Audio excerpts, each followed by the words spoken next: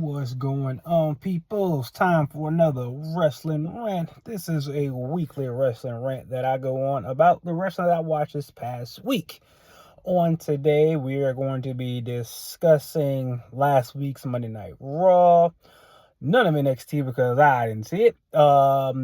Dynamite, as well as SmackDown and Collision, because yes, with it being on Max, it makes it easier to watch, and I can set a reminder to actually look at it and try to stay awake on it, but I didn't succeed. I just had to watch it I had to watch it a couple of times in order to get through Collision because, oh boy. All right, so let's get to it. Monday Night Raw, the second episode on Netflix. I don't know how you all feel about it, but I wasn't too mad that the show wasn't a full 3 hours last Monday, because I say right around like 10:15 I started getting a little tired. I started getting tired, and I'm like, man, I got another 45 to go. I was like, I don't know if I'm gonna make it. And then when the when main event ended and the show ended, I was like, oh, thank God. I was relieved. But so let's get to the first match of the night on Monday Night Raw. Now, it was 4 matches on Raw. It was just 4 matches on Raw. But you know what? I get it. I'm not too upset with it. We had what was the first match on Raw? Dang, it just slipped my mind. I was just thinking about it. Oh, it'll come back to me. But anyway, second match on Raw was the worst kept secret in all of wrestling. Penta made his debut. And I tell you, man, WWE knows how to debut a superstar. Man, Penta got over so big with the crowd. And I can say this, man, with the way WWE had Penta laid out, and big shout out to not only the best opponent they could have put him in the ring with, Chad Gable. I mean, he made Penta look like $1 million. He made Penta look amazing. He saved Penta's life a couple times too. Like there were a couple spots there where Penta almost broke his neck, and Chad had to hey. And you can tell where Chad had to slow him down a little bit. So yeah, I think working under WWE, Penta's gonna get a whole lot better.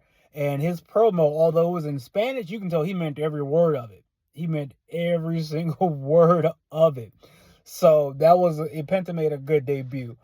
Then after that, we had the women's Intercontinental title match, in which Lyle Valkyria is a new women's champ. I was hoping it was going to go to Dakota Kai, but then I didn't really care. Just honest, okay. All right, no big deal. Shoot, was Penta and Gable the first match? It was Penta Gable, then the women's Intercontinental title, and main event was between Finn Balor and Priest, and they had a street fight. So hopefully that whole thing's over. Priest won, and yeah, it was. It'll be that. Yeah, Judgment Day. That whole thing is over with, because Judgment Day needs to go ahead and just finish the implosion and be done with it. But man, what was that? What was that first match? I cannot think about it. Oh well. All right. It made an impression, but not a lasting one. So now, like I said, NXT didn't see. Again, I'll be glad. I knew there's a new champ. There's a new NXT champ. Obafemi, I believe, is the champ now. So I don't know if that's Trick's push up to the main roster or what have you. I don't know which way you're gonna go with that, but we'll see. Now we got Dynamite, where a lot of stuff happened. A whole lot of stuff happened on that show. I don't even know where to start, because you got Ricochet being a heel, right? But he's getting taken out by Swerve's manager. The manager gave him a shot with a chair, and he sold it until Swerve slowly walked down to the ring to swing a chain at him.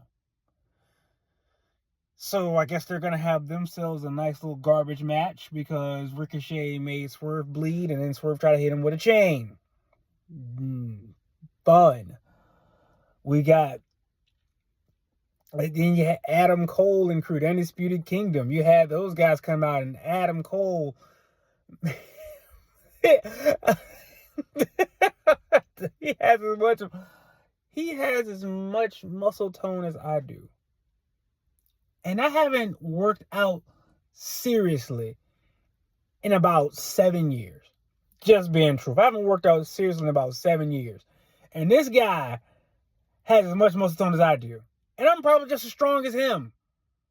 Which is ridiculous. I'm not a professional wrestler. There's no way our body type should be the same. It's absurd. And you got just utter nonsense and just shenanigans. Toni Storm, she's acting like she's a rookie again. I don't understand why. I guess that's the role she's playing. I guess.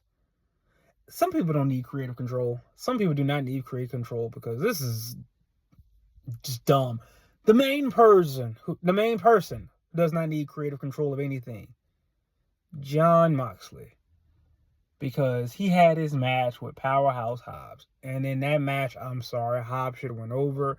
So this whole Death Rider nonsense could have been done with. But no. Moxley choked him out. Hobbs had to lose to Moxley's goofy looking choke. He was doing a bulldog choke. It was I know what the bulldog choke. I've been in a bulldog choke before. My buddy who used to roll jiu-jitsu, they caught me in one before. Yeah, it ain't a good feeling. It don't take long for you to go out in one either. It doesn't.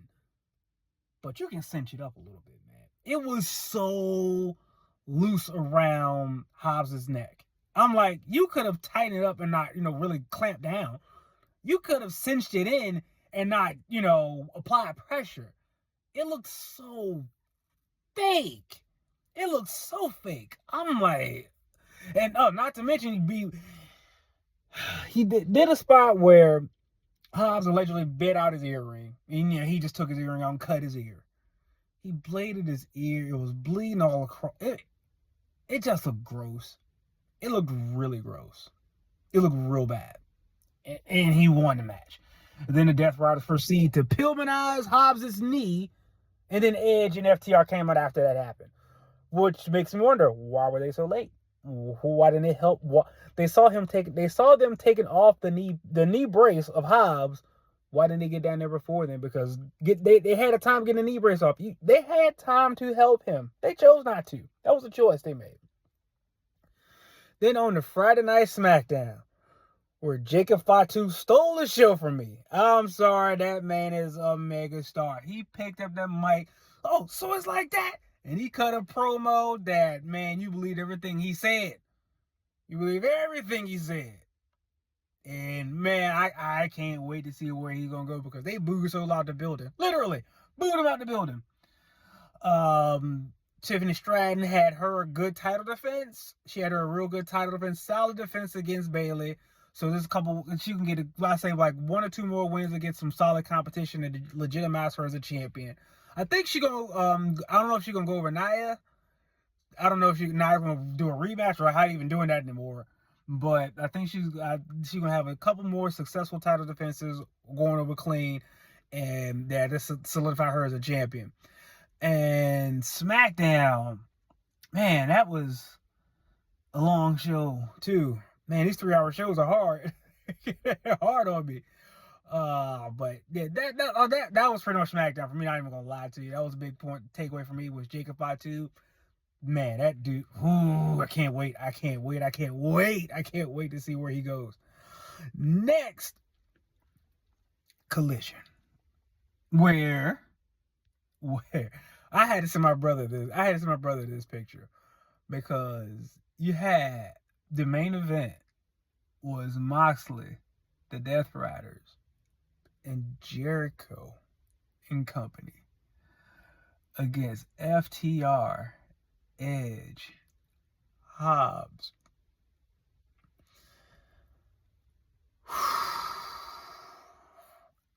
I don't know what is happening to AEW.